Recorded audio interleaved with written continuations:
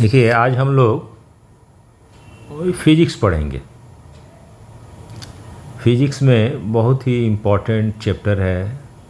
उसके बगैर पूरा दुनिया एकदम ठप हो जाएगा, चलेगा ही नहीं।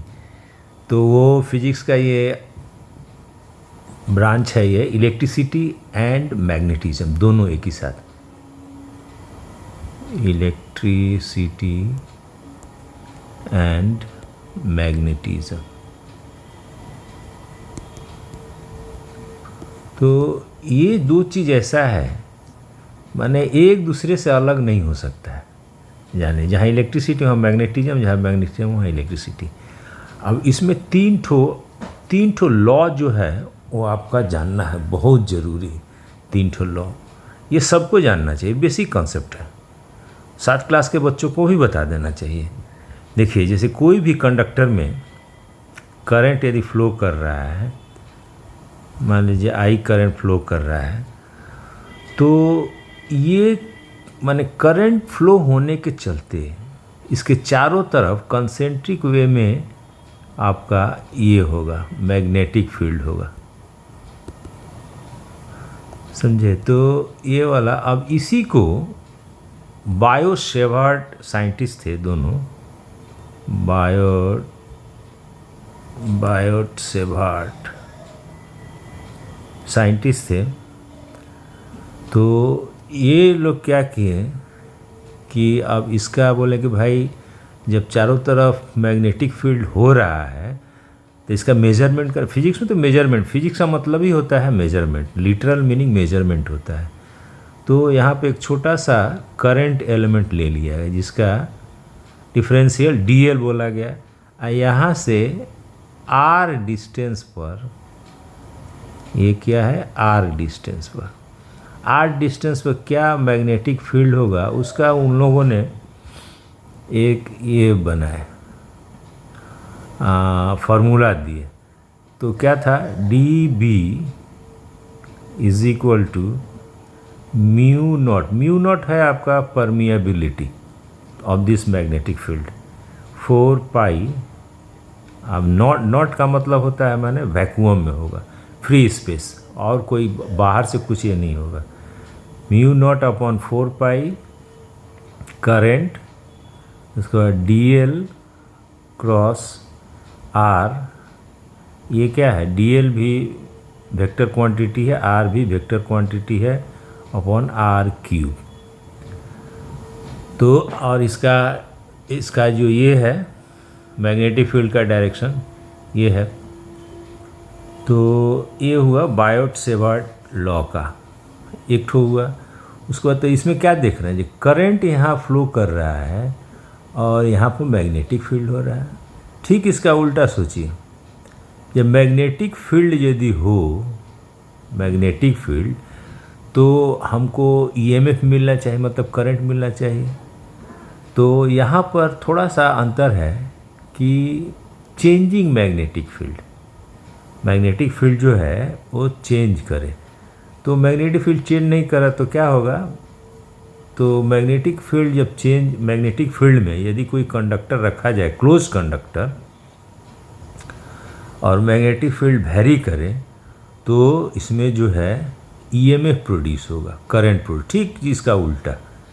अब जैसे देखिए, ये जो है एक, ये रख लीजिए नॉर्थ साउथ, ये मैग्नेट है, यहाँ पर ये क्लोज्ड कॉइल है। देखिए यहाँ गैल्वेनोमीटर रखिए ताकि पता चले। तो और ये जो है मैग्नेटिक फील्ड है। तो ये क्या करे, जब ये मूव करेगा मैग्नेट, तो इसमें ईएमएफ ये उत्पन्न होगा। तो इसका फैराडे साहब थे, फैराडे उसका एक नियम बताया कि ईएमएफ जो होगा वो minus N d phi by d T. तो फाई जो है आपका, ये मैग्नेटिक फ्लक्स बोलते हैं। जैसे ये बी है, यहाँ पर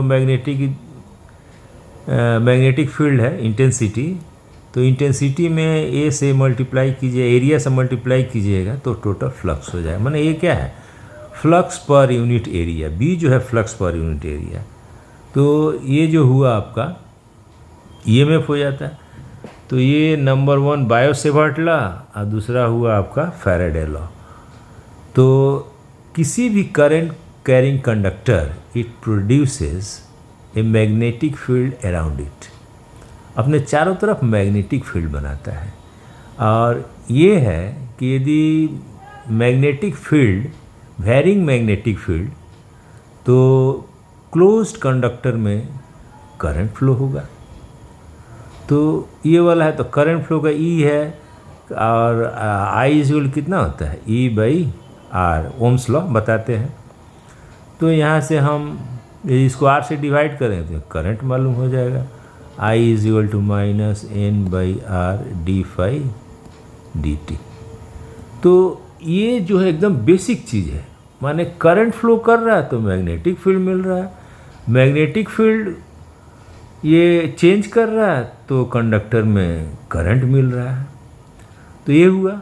फिर तीसरा जो लॉ है, तीसरा लॉ है आपका, ये कोई भी करंट कैरिंग कंडक्टर जो है या कोई भी चार्ज पार्टिकल, कोई भी चार्ज, अब करंट कैरिंग कंडक्टर में चार्ज पार्टिकल फ्लो करता ही है, तो एनी माने charge particle moves in a magnetic field with A velocity v, it will experience a force.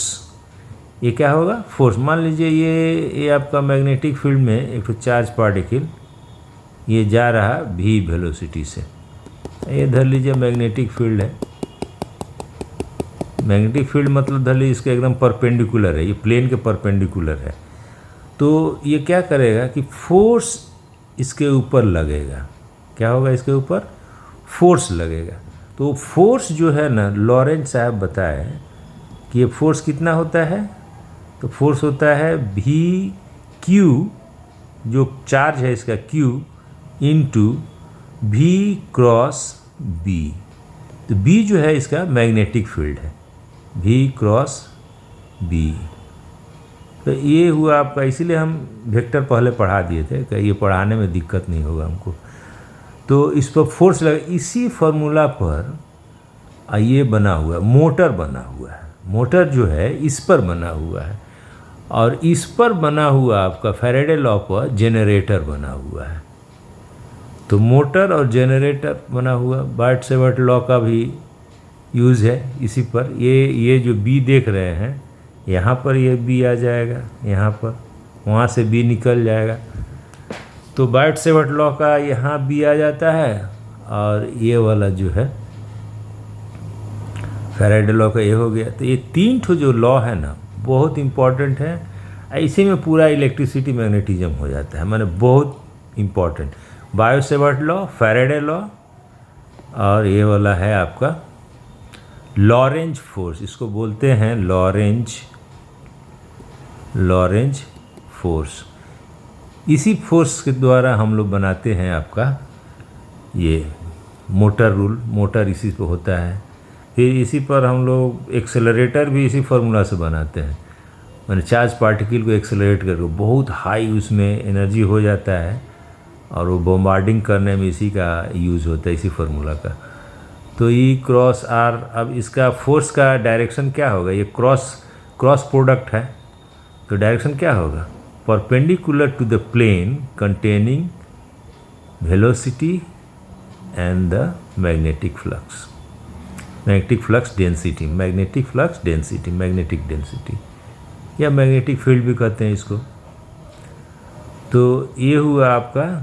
तो इसका डायरेक्शन क्या होगा, अब मान लीजिए राइट हैंड थंब रूल यहाँ पर अप्लाई हो सकता है। जैसे कि बी जो है इंडेक्स फिंगर बता रहा है, और आपका ये मिडिल फिंगर यदि वेलोसिटी बताए, तो थंब का डायरेक्शन जो है वो फोर्स को बताएगा।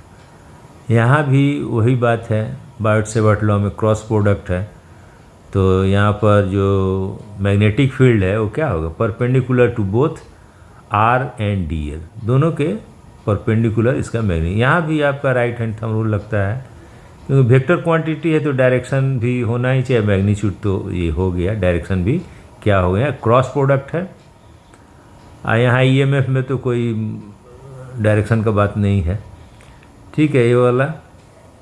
और इसमें जो है ये फैराडे लॉ का और एक ठो है, वो भी सिंपल, हम खाली बेसिक आइडिया बता रहे हैं, पूरा इन डिटेल पढ़ाने का दरकार नहीं है, ठीक है। आशा करते हैं आप लोग समझ गए होंगे। इसके बाद अब फिजिक्स का और मैथमेटिक्स कंप्लीट, इसके बाद हम लोग केमिस्ट्री पढ़ेंगे, ठीक है, ओके।